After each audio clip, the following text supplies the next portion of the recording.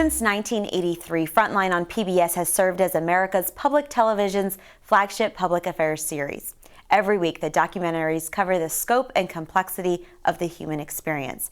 As Deputy Executive Producer for Frontline, Raney Aronson guides the editorial development and execution of the series from primetime broadcasts to multi-platform initiatives. Thank you so much for joining me today, Raney.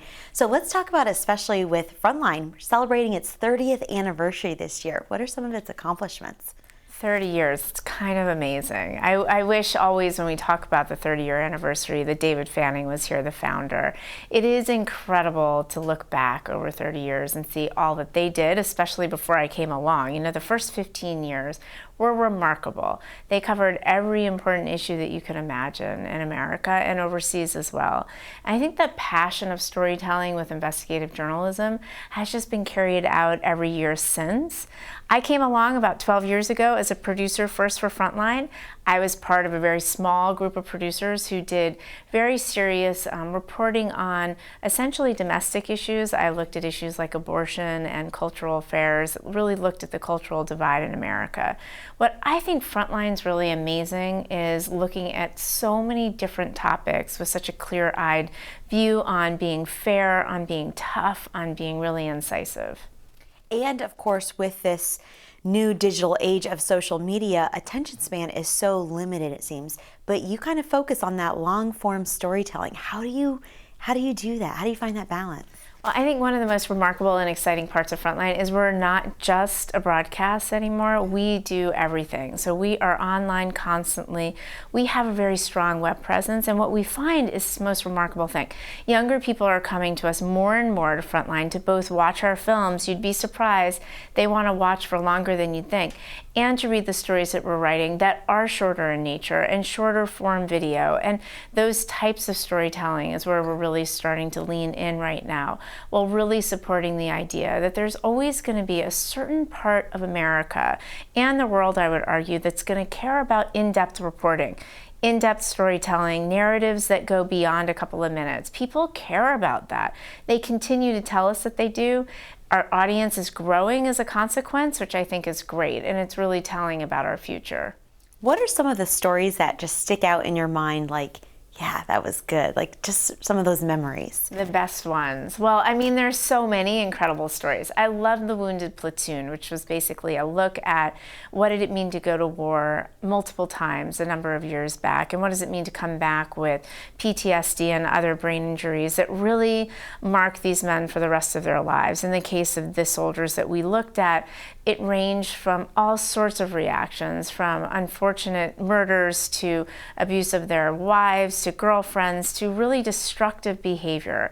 And when we looked at these men, it was kind of amazing to look at them both as, okay, they were perpetrators in some cases, but they were also people who had gone through this really horrible series of events for themselves. Other stories that I love have to do with certainly looking at international issues that rarely get covered. I'm passionate about Syria. The work we've done out of Syria has been alarming and arresting, and probably some of the most important work we've done lately.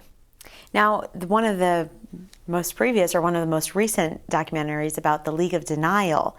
And talk about that. That was a little bit of a hot topic. What kind of went into that, Well, that's an amazing story. I mean, first of all, we have always wanted to do a really strong look at the NFL and concussions. And a number of years back, we did a story called Football High, which looked at actually subconcussive hits in teenagers and high school students. And we said, well, what then is happening to adults? You know, what is happening as these people grow older, as they go professional, as the sport gets tougher?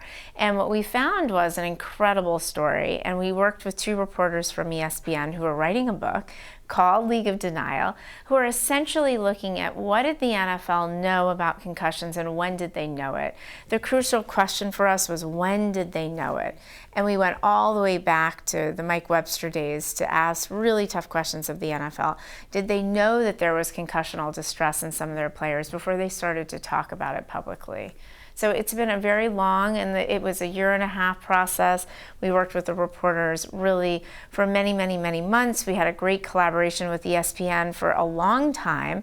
We parted ways with ESPN, but at the end of the day, they ended up supporting the broadcast and promoting us and working with us. So it ended up just a huge hit for Frontline, and most important, really shed light on this extremely important issue that we're now seeing the tide turn. Look at Brett Favre. Look at these stories lately, which really show Americans are paying attention. Absolutely, and even on a local level, we wanted to talk about that topic as well the night that League of Denial premiered, and it created such a discussion on a local level of organizations that were working to prevent it, colleges that were working to prevent it on a playing level. It just really struck a nerve in our audience, and it's something that really means a lot to them. They wanted to discuss about how to prevent and treat concussions. Now, also talk about the work a local PBS station, like we kind of did. We kind of brought that conversation on a national level, we kind of brought it to a local level. Talk about the role that a local PBS station can play with Frontline.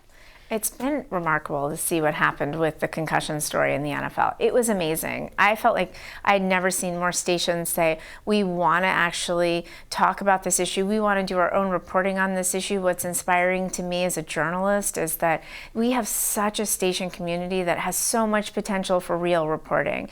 What we want to do at Frontline is give you all the ideas that we have, but then let you guys do the local reporting that needs to happen.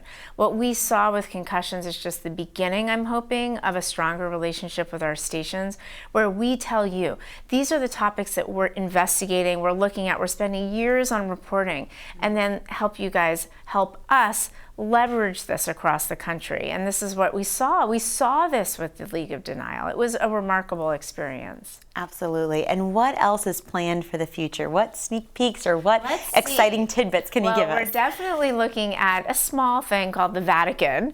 No, I'm joking. I mean, we really are. We're looking at the Vatican. We're looking at the Vatican Bank in particular. We're looking at all sorts of questions around hypocrisy and the church. I think this is one of our biggest efforts. We're looking at gambling in Macau and a role a couple of very top-level donors in America play in Macau, and how that really intersects with things like the Foreign Corrupt Practice Act and some very big questions about Americans operating overseas in business terms. We're looking at many different stories overseas. We're looking at Syria yet again. We feel like that story has not gone away. And importantly, we're looking at North Korea internationally because we think that, really people haven't been reporting on that lately, and we need to get back to that story and see what's happening. Big topics that you guys are tackling, just like concussion. So we're happy to be on board with that as well. Thank you so much for coming on and talking to us about it. Thank you.